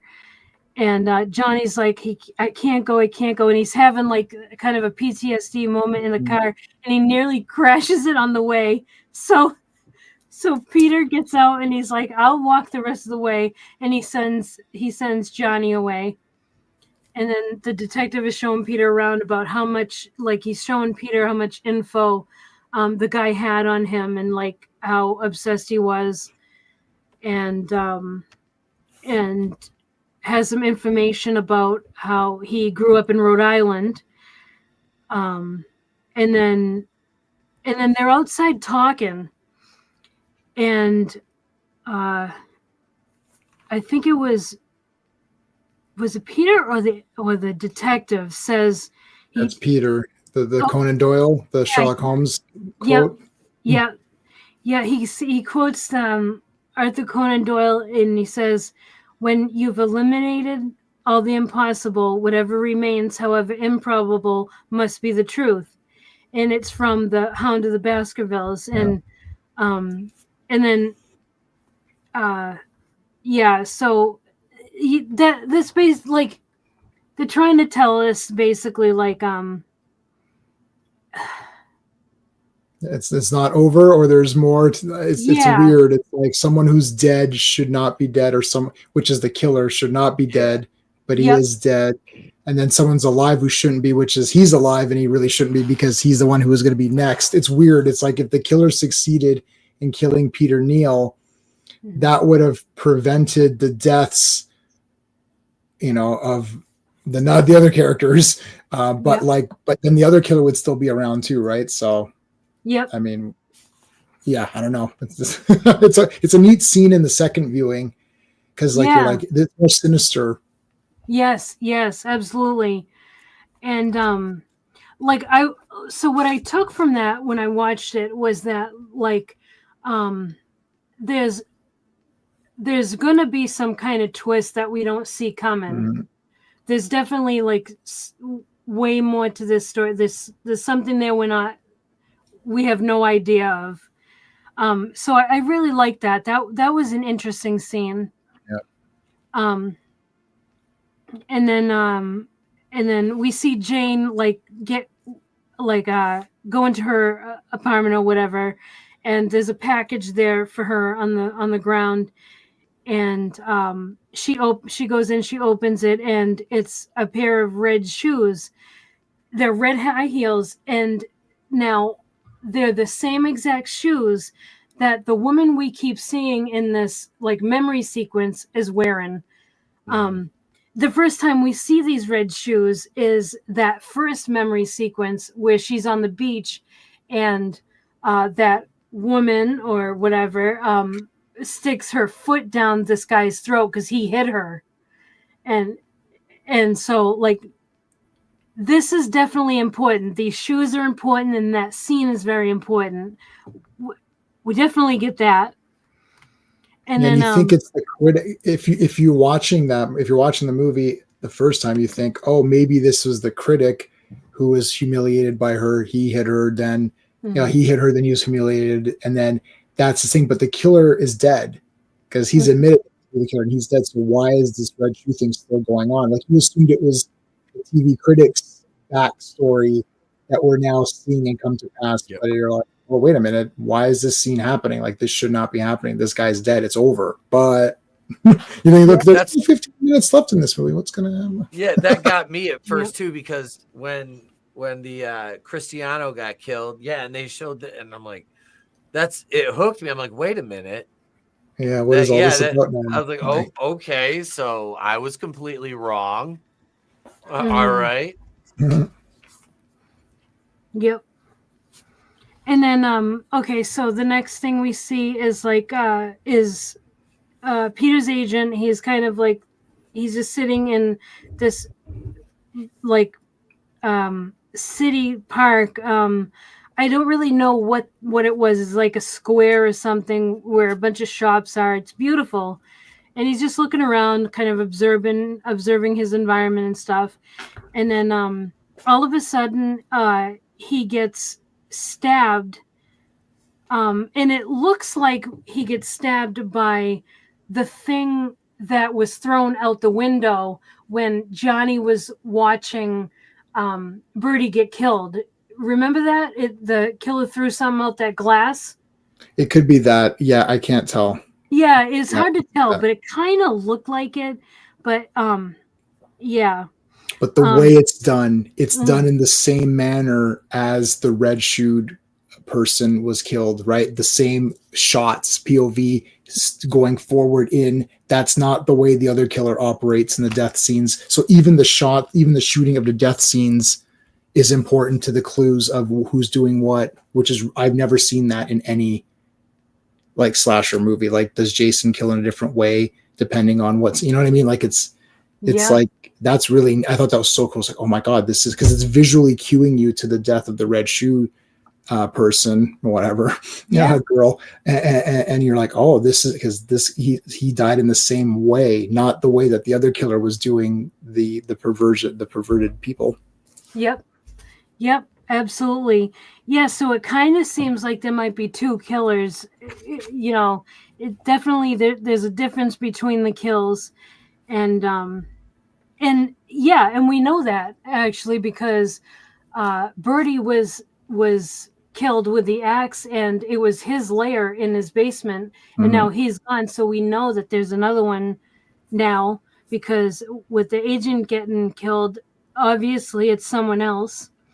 And what's interesting is that as, you know, he's dying, a woman who, well, it looks like a woman walking up towards him, and it looks like the dress that Jane's wearing. And she's wearing the red shoes. And she just walks over. We don't see her beyond like her knees. We just see her from the knees down. And she walks there, like stands for a minute, not even a minute, and then walks away. That was awesome. I liked that scene. Yeah, it has to be. We assume it's Jane. She was there for a rendezvous, perhaps, and she thinks that he sent her the red shoes to wear on their little date or whatever. She's like, "Oh, I'm wearing these sexy red shoes." It's like, "Oh, you're dead." It's like, "Okay, I'm out of here." Yep. That was awesome. And then we see Johnny goes back to Birdie's house, and as he pulls up in his car, he leaves the keys in the ignition, and he gets out of the car, and he's like heading to the house. We see the gloved hand take the keys out of the ignition, and then so he's like, if Cristiano is the murderer, well, he's like, Cristiano was the murderer, but if that's true, then who killed him? So we're getting this like two killers. We're getting set up for that. So he ends up going back to his car, and he's looking around. He like looking in his pockets for his keys and whatnot. Can't find him. All of a sudden, we see him get strangled from the back seat. That was the one that got me. I was like, Johnny, no. I was like, him and that girl Maria. I'm like, because like they left together at one point, and I'm like, oh, and then she died, and then he died. I'm like, oh, poor kids. Like that one got me. I was like, those two poor kids. Yep. And not Johnny. Okay, so Stay then golden pony boy. And then okay, so back at Jane's house, she calls Peter, but Annie answers, and Jane said, you know, I did something so, and she's like, it's like there are two people in me. And she's like, sometimes the other one takes over. And Annie says, okay, I'll be right over. Because obviously Peter wasn't there. And when that scene happened, I was thinking, do we have a bit of a Jekyll and Hyde type thing going on? Yeah. I was like, because that would be really cool. Because so in the courtyard where the agent was stabbed, the way that the woman in the dress and the red shoes walked over seemed like a different stride than Jane's normal stride. So I was thinking to myself, is this maybe multiple personalities? And so my gears were like really turning. I was like, what's going on? I was loving it. Jane's weird anyways, though, so Yes. anything's a possibility. But she went mad. I'm positive she cut up his clothes. Yeah. Right. Yeah. So she's crazy anyways. Yeah, she was absolutely. in the airport. She was definitely there. Yep. In the airport, and Yep. his bag switch. Yeah, Yep. that's shit. Took it, smashed his bag, and then it got put back while he was distracted. Lurch writes, there was once a woman who wanted to prolong her life, so she read that gunpowder could help her live longer, so she sprinkled gunpowder on her food every day and lived to the ripe old age of 103. She left behind 13 kids, 26 grandkids, and a 40-foot hole where the mausoleum once stood. Is that a joke or is that a true story? Like, I can't tell.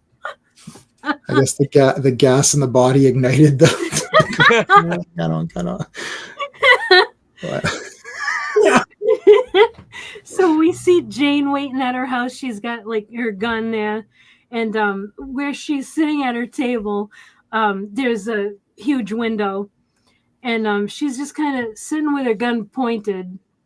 Yeah, and then like she hears the noise, and then another window opens, and then all of a sudden, the killer busts the window with an axe and chops Jane's hand right off with her hand holding the gun, and it's just a clean cut, right, like severed.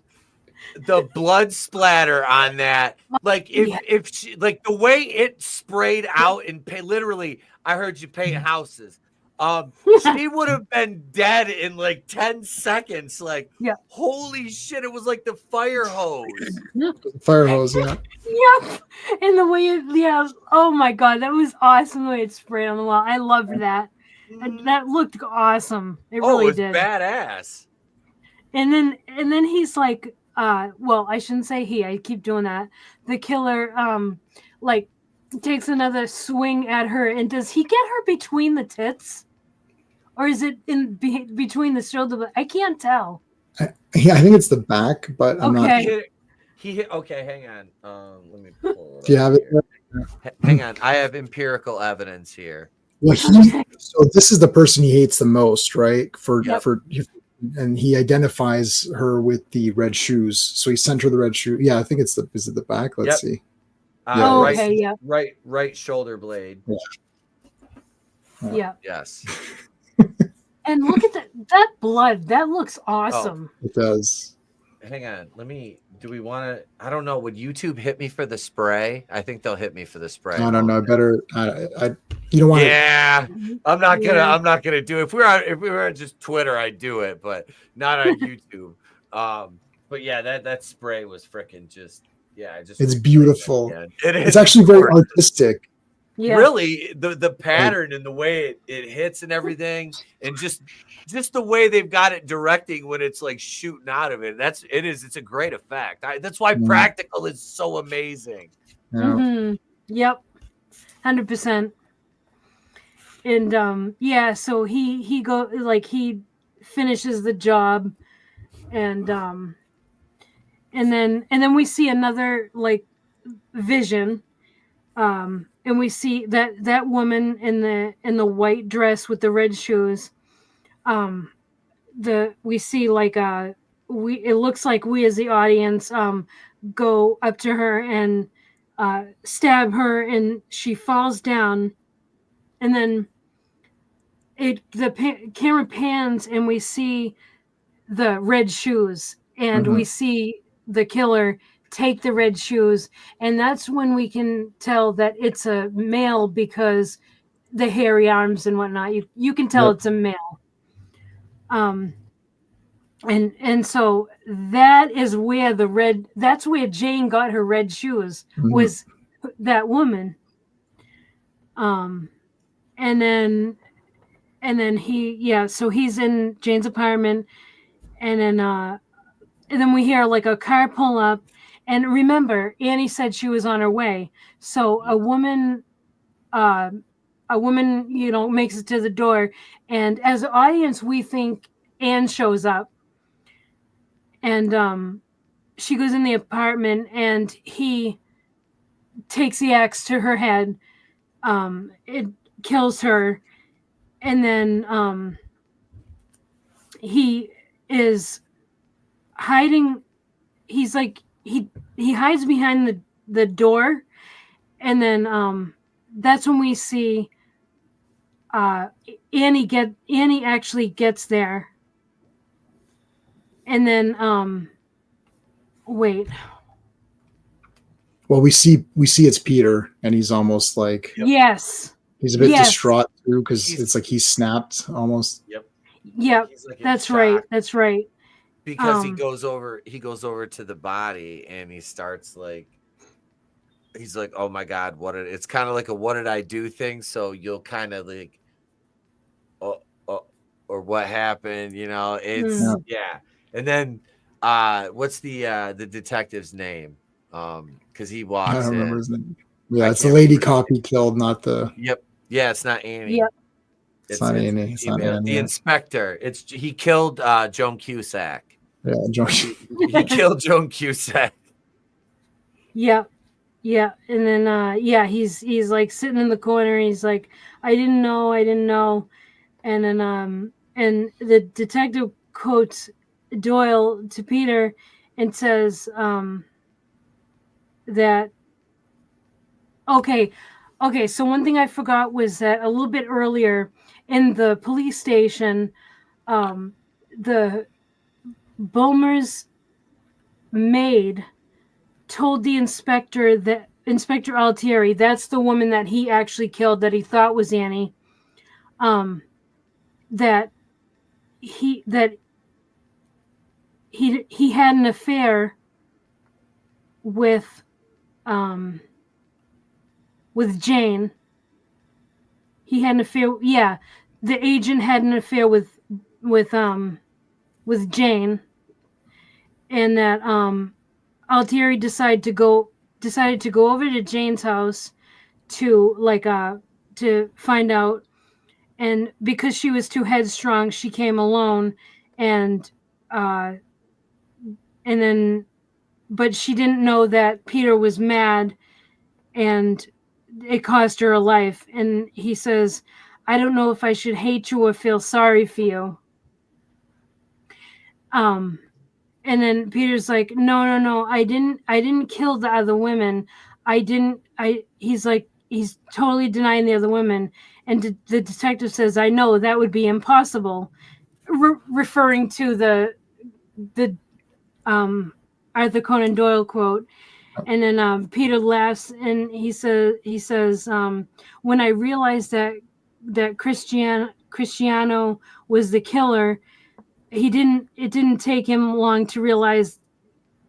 He said it didn't take him too long to realize that. And then he's laughing during this, and he says the rest. Detective's name. He says the rest, Mr. Germani. That's the detective's name, is Germani. He's like, was like writing a book, and then he says a book, and he's like, he's absolutely off his rocker. Yeah. And then the detective he's like, it's perfect revenge. The razor killer was dead, but you wanted him to live on long enough to be blamed for the murder of your fiance and her lover, the two people you hated the most. And then he tells Peter to get up, and then like after a couple times, Peter gets up, and we see Peter slit his own throat with a razor blade. Well, do we? And then they think it's over. So the detective and Annie go to the car, and Annie's like, it's not possible. And the detective says, well, I couldn't believe it either until I got a telex from Interpol, and that he found out that when Peter was a teenager in Rhode Island, a girl he knew was killed brutally. And that's when it flashes again to the woman in the white dress with the shoes. That same woman we see throughout the movie. And the detective says that that murder haunted him his whole life, but they didn't have enough evidence on him to convict him. So he realized that any obstacle. Oh yeah, and then he says he wrote about it in his last book, and then he quotes it, and the quote is, "Now he realized that any obstacle or humiliation standing in his way could be swept aside by a simple act of annihilation, murder." And then Annie's freaking out, and he's like, "It's fine, it's over now." And then he kind of looks, and he's kind of thinking about, like, wait, is it over? So he decides to go back into the house to check. Of course, Peter's gone. Yep, go ahead. He got into the car and he dropped his pistol on the passenger seat. Every other time he's had his pistol out, he's reholstered it. They've showed him reholstering it. He dropped it on the passenger seat, went back into the house unarmed. Yeah, that's true. Crime scene.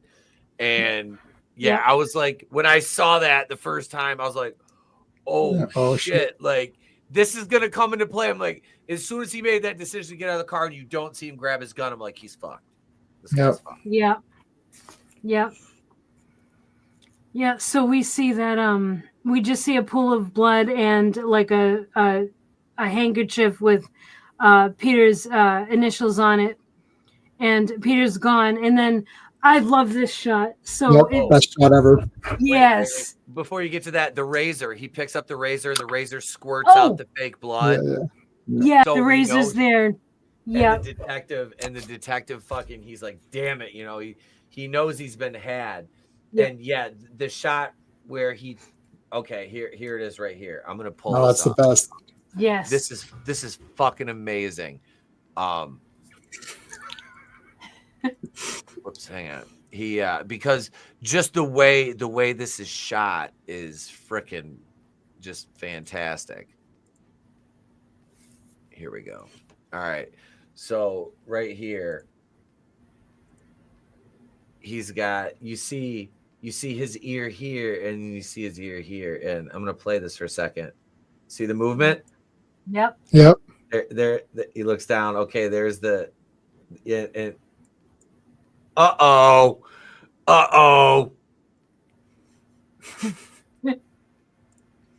Wah. That was fantastic. It took me a minute to catch that the first time I watched it. And I'm like, because you're looking at the way his head moves, and I'm like, wait, his fucking ear didn't move. And then you see him move again. It's like, okay, it's not just me. I'm not just stoned. And then when he kneels down and you see, it's like, oh, I loved it. I loved it. That was awesome. It's awesome. Yeah. Oh man. Yeah. That shot was so awesome. Yeah. And then he gets the X too.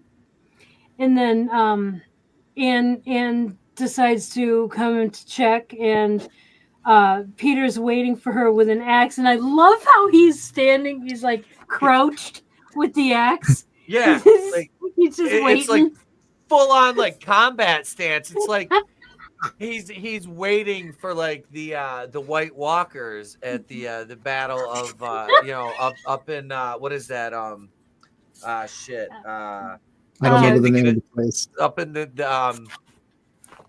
Hardhold or Hardhome or it's. I was gonna say Helm's Deep, but that's wrong. That's the wrong. That's not it. That's Lord of the Rings. I think it's Hardhome or home. It's something like that. No, it's Winterfell. It's the Battle of Winterfell. Yeah. Okay. Yeah. Yep. After they breach the wall. But yeah, he had that full on combat stance. But he looked like he could be a little minifigure. You know what I mean? Like the kind you paint. Yeah. Let me go out to my box of my D&D figures and see if I've got one.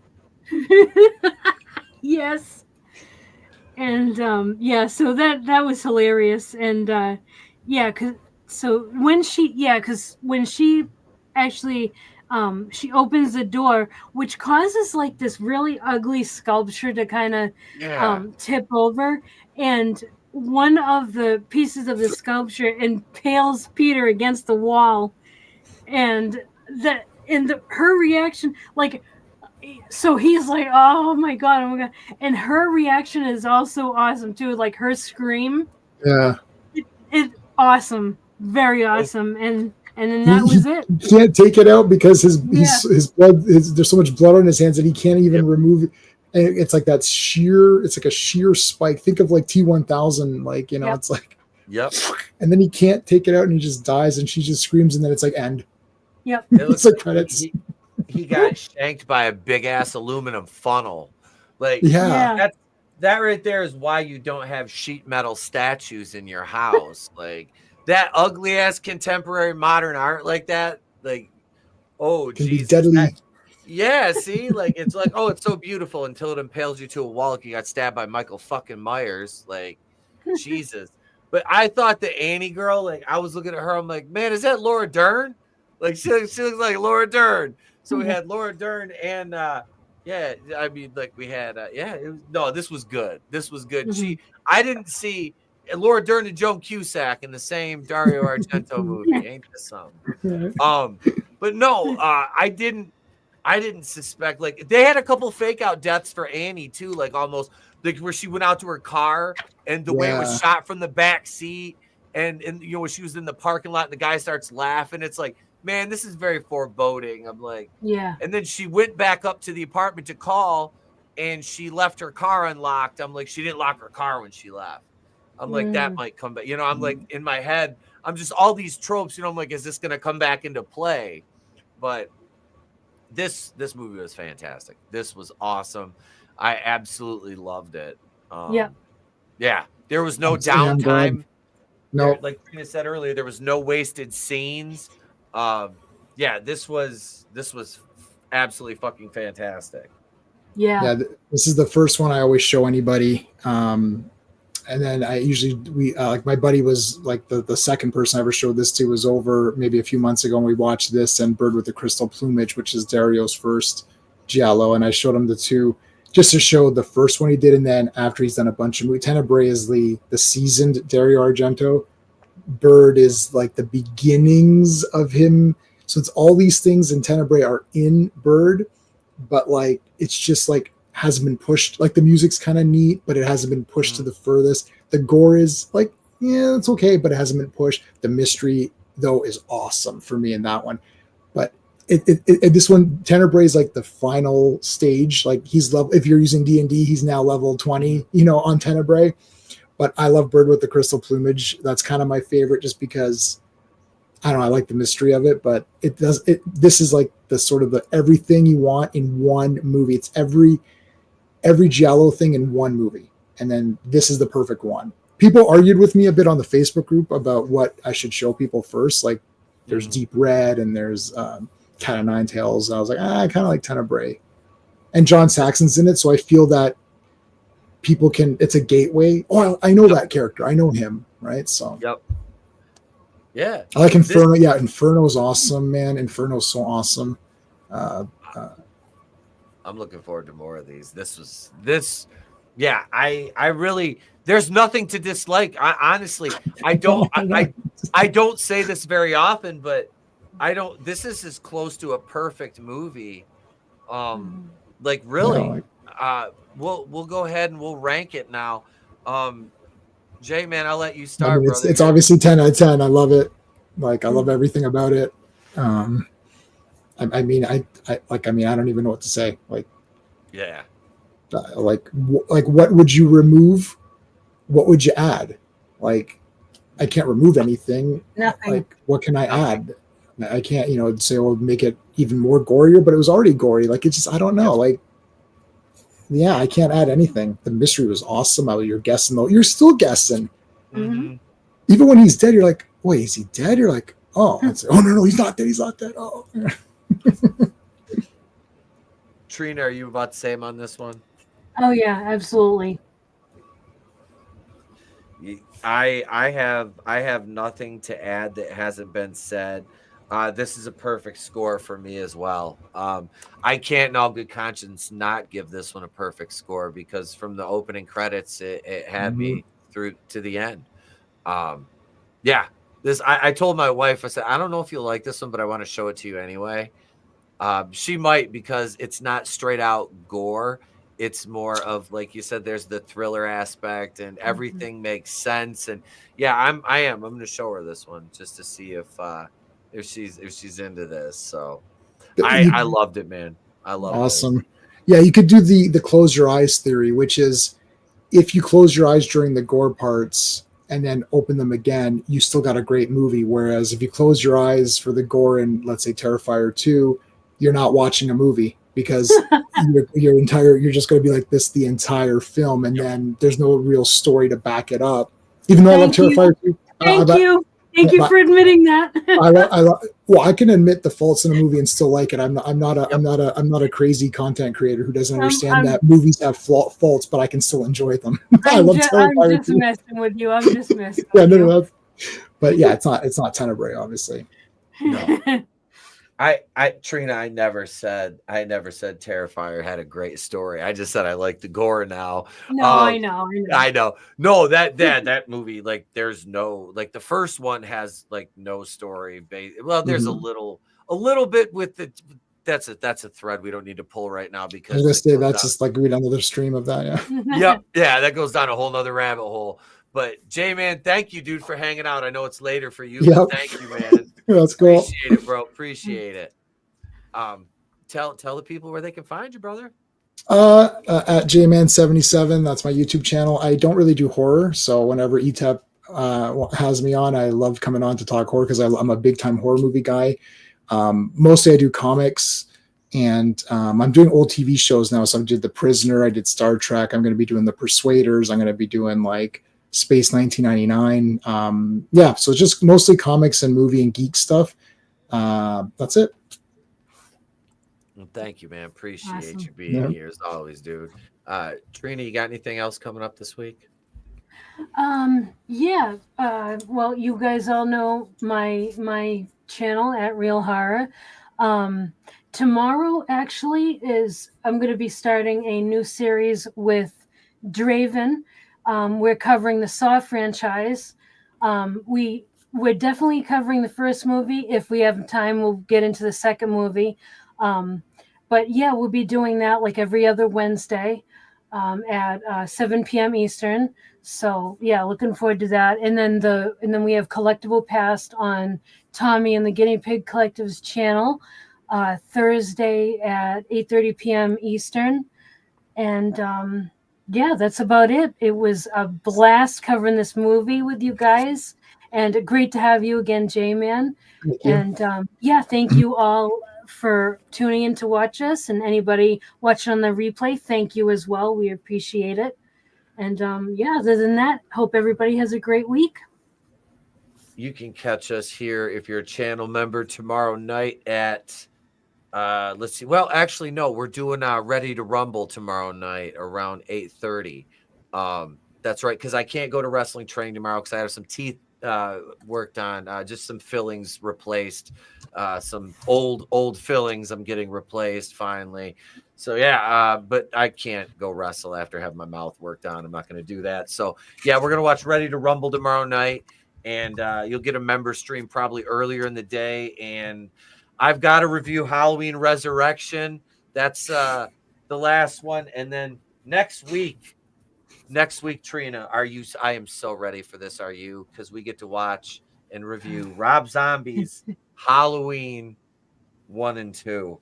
And we're going to do it all in one shot. It'll be fine. It'll be okay. Yep. It'll be okay. But so yeah, folks, and I'll have some videos, and I'm actually going to put out another short tonight. You guys have been liking my cats, so you guys. No, I'm not going to make that joke. But thank you everybody for being here. You can check us out on Patreon if you want. That's patreon.com/Wrestling with Horror 420. Once again, thank you to everybody in the chat, channel members, patrons, our guest J-Man, Mrs. Co-host Trina. Thank you guys. I'm Etep from Wrestling with Horror. Have a great day, pleasant tomorrow. If I don't see you, catch you on the next one. Remember, it's always better to burn out than fade away.